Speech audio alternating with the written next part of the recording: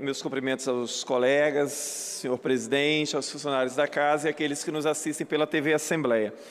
Eu vou mencionar dois assuntos aqui. Agora, eu gostaria de ainda repercutir um pouco sobre toda essa questão sobre licenciamento ambiental, legislação ambiental.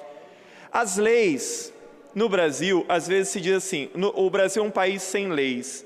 Talvez seja o contrário, o Brasil é um país com excesso de leis. O problema é que não se criam mecanismos para que as leis se cumpram e não se fecham as brechas existentes na legislação para que as pessoas e as empresas consigam o tempo inteiro se safar.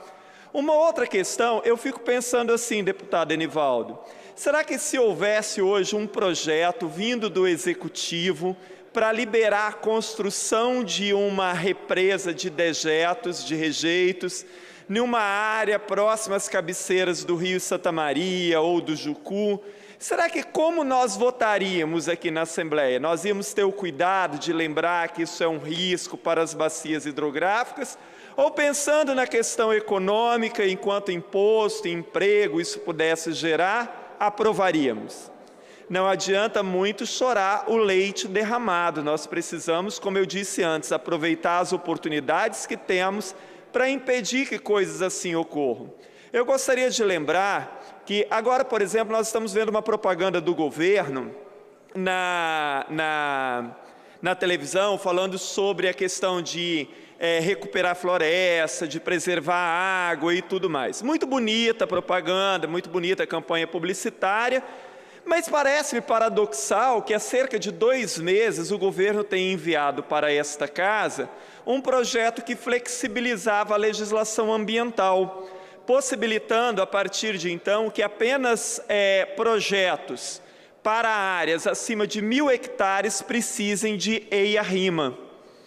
Ora, aquele projeto, muito claramente, tinha o endereço certo: privilegiar grandes empreendimentos, como a Fíbria, por exemplo, ou a Suzano. Todo mundo sabe que a monocultura de eucalipto, ela traz uma série de problemas. Então não era para termos pensado ali que aquele projeto não deveria ter sido aprovado? E se o próprio Executivo estar tão preocupado com a questão da água, não devesse nem ter enviado para esta casa aquele projeto?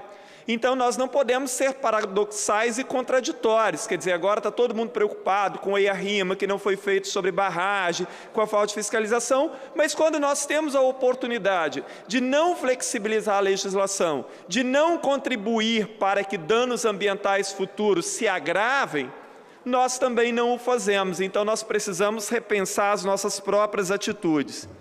Eu gostaria, caros colegas deputados, aqueles que nos assistem em casa, na semana passada, se eu não me engano, na quinta-feira, os jornais trouxeram uma matéria, deputado Enivaldo, falando sobre a possibilidade de privatização de rodovias estaduais, ou seja, de concessão, que dá no mesmo. Aqui no Espírito Santo, nós sabemos que o estado de norte a sul, ele tem pouco mais de 400 quilômetros. E na área da BR-101, que atravessa o estado, nós temos espantosas 7 praças de pedágio. Quer dizer, tem um pedágio para espaços inferior a 100 quilômetros. Ora, se instala a privatização de estradas, dizendo que, olha, as estradas privatizadas funcionam melhor e tal. Eu posso até concordar com isso, mas então não seria lógico que os recibos de pagamento de pedágio fossem usados no final do ano para abater nos impostos que nós pagamos, tanto ali, dos impostos relacionados às questões de renovação de licenciamento de veículos, como outros? Então, o Estado passa a arrecadar mais, não gasta, nós pagamos mais e não temos absolutamente nada em troca. Ah, não, agora você está vendo uma rodovia bem melhor, mas você está pagando caríssimo por isso, sem abatimento nenhum dos seus impostos. E agora, quando se fala em privatizar trechos das estradas estaduais, então vale aquela máxima: nada é tão ruim que não possa piorar mesmo. Porque, olha só, vamos imaginar então que as rodovias estaduais possam melhorar muito com as privatizações desses trechos, né? Ou com concessões, ou seja lá que nome que se dê a isso. Então, não deveria, o projeto de concessão, Padre Honório, ele não deveria ter ali uma cláusula dizendo muito claramente o seguinte: olha, todo pedágio que você pagar, você guarde o recibo, que no final do ano, ou quando vier o seu licenciamento de veículo, você vai poder abater integralmente isso. Não é isso que ocorre.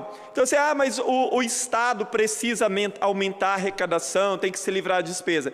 Mas as custas de um pagamento ainda mais exorbitante por parte dos cidadãos, que já não aguentam mais pagar tanto imposto, que não aguentam mais pagar tantas taxas, vem aí em nível federal a possibilidade da nova CPMF. Quer dizer, é um absurdo as formas com que o Estado vai encontrando para engordar os seus caixas, às custas de penalizar cada vez mais o cidadão. No Brasil, e isso é notório, nós pagamos tudo duplamente. Nós temos uma das cargas tributárias mais elevadas do mundo. Então, os governos não dão a contrapartida, quer dizer, você paga impostos para ter educação de qualidade, para ter saúde de qualidade, para ter segurança, para ter estradas, e o governo não dá nada disso. Então, nós vamos pagando tudo duplamente. Então você paga imposto para ter educação, aí a educação não funciona bem, você vai lá e coloca seu filho numa escola particular, quem tem condição para isso.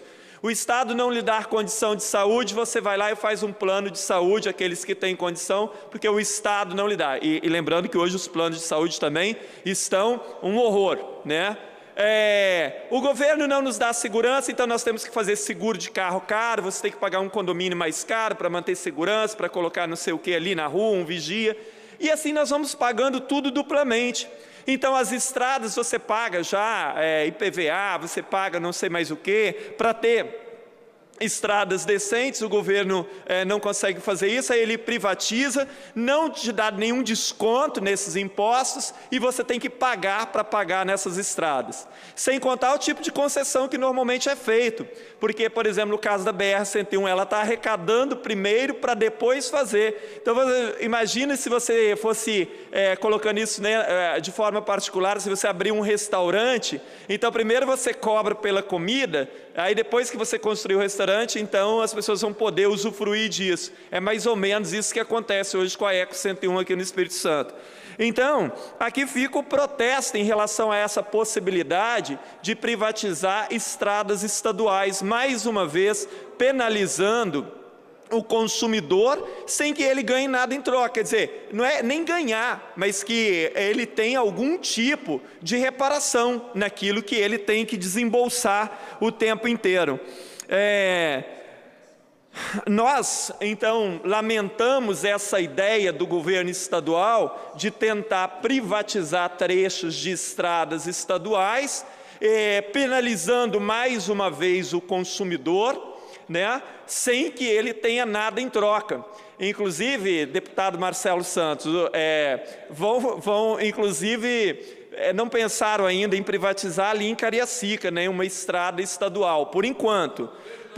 Mas isso é só por enquanto, Marcelo, porque começaram a privatizar as federais. Aqui, ninguém privatiza lá, não.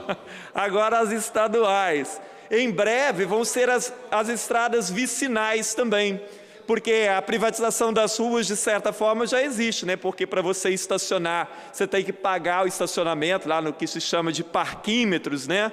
Então, assim, é lamentável que, mais uma vez, nós estejamos encontrando mais soluções para engordar os cofres públicos, às custas de arrancar mais couro do contribuinte que já não aguenta mais pagar tanta coisa. Muito obrigado, presidente, obrigado aos colegas e até amanhã.